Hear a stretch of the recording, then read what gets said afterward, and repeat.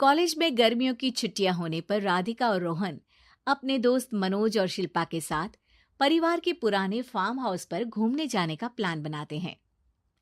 Guys, तुम दोनों को वो फार्म हाउस बहुत पसंद आएगा। बचपन से ही वो मेरी और रोहन की सबसे पसंदीदा जगह रही है। पर मैंने तो इतने सालों में तुम्हारे मुंह से कभी फार्म हाउस का नाम तक नहीं सुना। बचपन में फार्म हाउस जाते थे, लेकिन फिर अचानक सबने वहां जाना बंद कर दिया और वजह कभी किसी ने बताई नहीं। पर अब हम चारों मिलकर वहां धमाल करेंगे। इसी तरह बातें करते कुछ घंटों का सफर तय कर चारों शहर से दूर ऊंची पहाड़ी पर बने राधिका और रोहन के फैमिली फार्म हाउस पर पहुंच जाते हैं। वाह यार, ये तो बड़ा ही सुंदर है।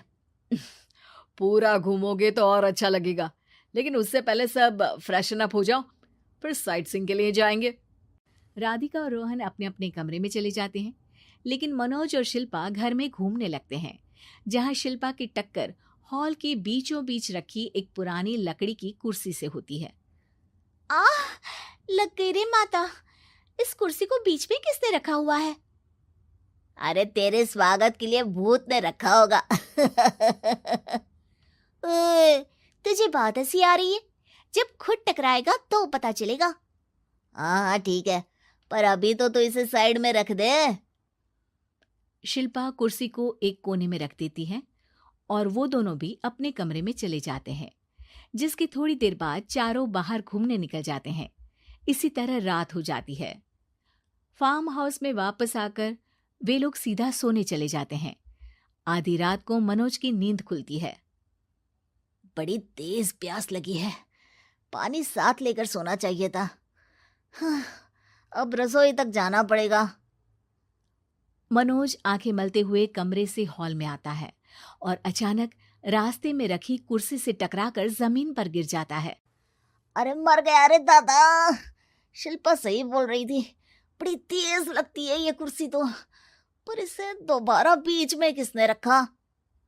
मनोज एक बार फिर उस लकड़ी की कुर्सी को कोने में रख पानी पीकर कमरे में चला जाता है।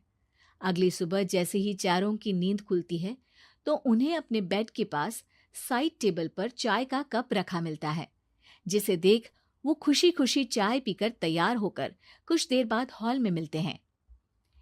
थैंक यू यार राधिका, मुझे नहीं पता था कि तू इतनी अच्छी चाय बनाती है। वैसे मुझे उस बेड टी की बहुत जरूरत थी। ये और चाय, अरे इसे तो पानी तक उबालना नहीं आता। मतलब तूने हमारे लिए चाय बनाई क्या दोस्त? अरे चल पागल है क्या, इतना भी प्यार नहीं है मुझे कि तुम्हारे लिए बेड टी बनाऊं। चाय पर ये चर्चा करते हुए मनोज जैसे ही पीछे मुड़ता है तो एक बार फिर लकड़ी की पुरानी कुर्सी से टकराकर उस पर गिर जाता है। हाय रब्बा, अरे चाय छोड़ो, पहले ये बताओ कि इसे बार बार बीच में कौन रखता है? कल रात ही मैंने इसे साइड किया था। तुम पहले ये बताओ कि चाय किसने बनाई थी? सबकी बातों को कुछ देर ध्यान से सुनने के बाद राधिका हैरानी से कुर्सी की तरफ देखने लगती है। भूत दीदी। राधिका की बात सुन आपस में झगड़ रहे सारे दोस्त शांत हो जाते हैं। क्या बोला अभी तूने? अरे पर अब वो यहाँ कैसे हो सकती हैं? क्यों नहीं हो सकती? हमने यहाँ आना छोड़ा था, पर उन्होंने तो घर नहीं छोड़ा ना। और याद करो, ऐसे बेड के पास कप रखना और कुर्सी को कमरे के बीच में रखना, ये सब वही तो करती थी। ये तुम दोनों किसकी बात कर रहे हो? अरे जो भी हो, कुछ अच्छा तो बिल्कुल नहीं लगता। अब देखो, डरने की कोई जरूरत नहीं है। वो सालों से इस घर में रहने वाली भूत दीदी है। वो बचपन से ही हमारे यहाँ आने पर एक बड़ी बहन की तरह हम दोनों का ख्याल रखती हैं। ओए, पगला गया है क्या? शिल्पा, मुझे यहाँ नहीं रहना, तू भी मेरे साथ ही चल। ये दोनों तो पागल हो गए हैं। जहां मनोज डर से वापस जाने की बात कर रहा होता है, वहीं शिल्पा अपने फोन में बिजी होती है। क्या तुम्हें यहाँ की सिचुएशन समझ में नहीं आ रही जो फोन में लगी हो? जिसे जो करना है करो, मैं तो जा रहा हूँ। मनोज हड़बड़ाहट में अपने कमरे की तरफ जाता है, जिसके साथ राधिका और मोहन भी उसे रोकने के लिए पीछे पीछे जाते हैं, लेकिन शिल्पा वो तो अभी भी फोन में लगी रहती है। कुछ देर बाद जब वो तीनों दोबारा हॉल में वापस आते हैं तो शिल्पा को सबके पैक्ड बैग्स के साथ देखकर हैरान रह जाते हैं। ये सब क्या है शिल्पा? यहाँ हम इसे समझा रहे हैं और तुम हमारे बैग्स भी पैक कर कर लेकर आई। अरे आखिर में फोन से बाहर निकलकर कुछ किया तो सही इसने। दोस्तों देखो, कल से हम यहाँ हैं। भूत दीदी ने कुछ किया नहीं ना? फिर डर क्यों रहे हो? 4 दिन और रुकोगे तो पता चलेगा कि क्या होगा। मतलब?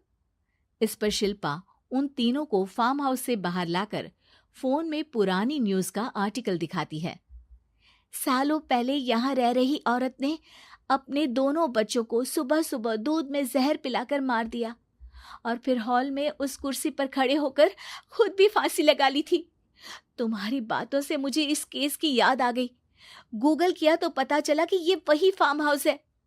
अभी भी यहाँ रहना चाहते हो जिससे कुछ दिनों में वो सबको थोड़ा थोड़ा जहर देकर मार दे? अरे पर ये दोनों तो बचपन से यहाँ आ रहे हैं, फिर इन्हें अभी तक कुछ क्यों नहीं हुआ? वो तो पापा बताते हैं कि हम आते थे। हाँ, और मुझे भी एक बार का ही याद है। वाह, और कहानियां तो ऐसे सुना रहे थे जैसे सदियों से यहीं रहते हो। तीनों ये बात कर ही रहे होते हैं कि अचानक फार्म हाउस में से एक आवाज सुनाई देती है। मैं यहाँ किसी को जिंदा नहीं रहने दूंगी, किसी को नहीं। बस ये सुनने की देर ही होती है कि चारों डर से कांपते हुए तुरंत कार में बैठकर वहां से भाग जाते हैं।